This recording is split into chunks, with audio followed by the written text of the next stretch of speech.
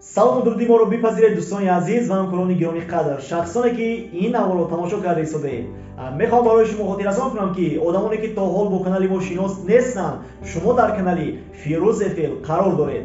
дар ин канал шумо метавонед видеои ҷолибро барои пешравии шахсияти хеш дарёбед ва дар зиндагӣ як шахси муваффақ бошед. имрӯза мавзӯе ки барои шумо омода кардам дӯстони азиз, мехоҳам хотиррасон кунам ки дар ширкати Faberlic кадом одамон метавонанд ки муваффақ шаванд. бале, хоҳиши шумо бениҳоят муҳим аст, ҳаракати шумо бениҳоят муҳим аст, мақсад мондан ва дигар корҳое ки барои пешравии шумо лозим аст дар ин бизнес муҳим аст. лекин як чизи дигарро мехоҳам барои шумо хотиррасон кунам ки аз ҳама чизи муҳимтарин боз дар ин бизнес ин доштани наставники бузургу беҳтарин аст.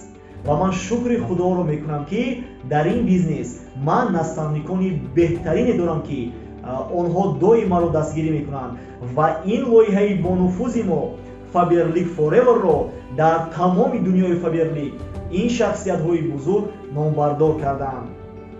барои шахсоне ки бо наставникони мо шинос нестанд, мехоҳам шуморо шинос кунам. айни ҳол расмҳояшон дар видео мебарояд, бо онҳо шинос шавед.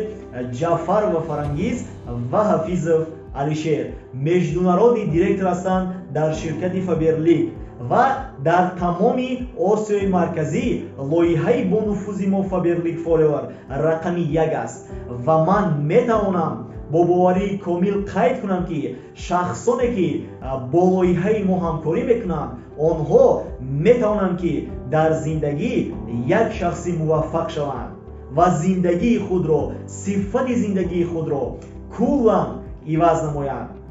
махсусан сабаби баромад кардани ман, сухан рондани ман дар назди камера, гуфтугӯи ман бо шумо, баромад кардани ман дӯстони азиз дар он аст ки ман наставникони беҳтарине дорам. агар наставникони ман намебуданд ва маро ҳамаи ин нозукиҳои касбо намеомӯзонданд, ман дар ин бизнес ҳеҷ гоҳ пешравӣ карда наметавонистам.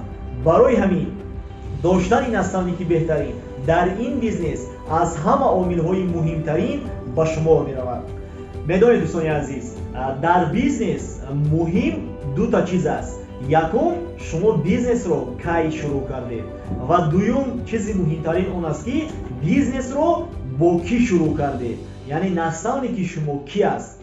ва ман фахр мекунам ки чунин наставникони бузурге дорам ва тамоми шахсоне ки иштирокчии лоиҳаи Faberlic Forever ҳастанд, ана ҳамин наставникони азизи моро дубликатсия кӯшиш мекунем ки кунем ва мисли онҳо рафтор намоем, гуфтор намоем, кирдор намоем, то ин ки дар ин бизнес мо низ ба мисли онҳо ба яке аз ситораҳои дурахшоне дар тамоми дунёи Faberlic шавем. ва ман мехоҳам хотиррасон кунам ки дар вақти пеш бурдани бизнес бениҳоят ҳолатҳое мешавад ки одам дилмонда мешавад, дигар намехоҳад ки пешравӣ намояд, дигар намехоҳад ки ин бизнеса давом диҳад ва дар ана ҳамин ҳолат роли наставники ҳақиқӣ пайдо мешавад ки ӯ шуморо мотиватсия метиҳад, ӯ шуморо роҳнамоӣ мекунад, ӯ як энергияи тозаи дар қалби шумо ҷой мекунад ки шумо боз ҳамин корро давом дода боз аз паи мақсадҳои неки худ мешавед.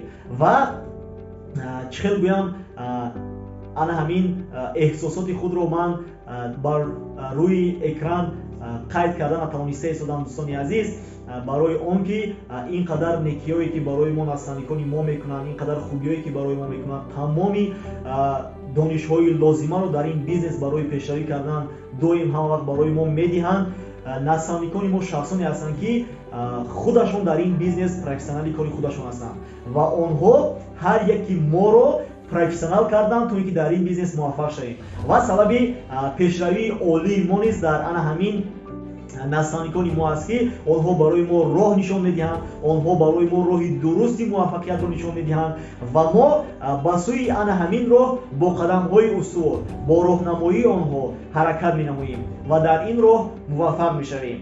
барои тамоми шахсоне ки то ҳол дар лоиҳаи Faberlic Forever нестанд, барои тамоми шахсоне ки то ҳол дар ширкати Faberlic нестанд, мехоҳам қайд намоям ки агар шумо хоҳед ки Faberlicро интихоб намоед, пас лоиҳаи беҳтарине ки шумо бояд интихоб кунед این لایحه فابرلیک فورور است که با اساسگذاران نیکش جعفر آفرانگیز و حفیظ فالیشر و تمام اشتراکچیان لیدران پروفسیونال و با قوت هر یک شخصانی که این نوار رو تماشا کرده ایستادن میتوانند شما رو دستگیری کنند تا اینکه در زندگی یک شخصی موفق و کامیاب باشید.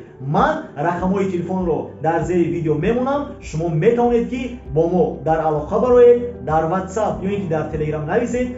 ما با لایحه بزرگمون شما رو قبول میکنیم، با شما همکاری میکنیم و شما میتونید که در این بیزنس با راهنمایی‌های ما و با خواهش و حرکت خودتون موفق شده صفت زندگی خویش رو عوض نمایید. سلامت باشید. تا دیدار. دوستتون می‌داریم.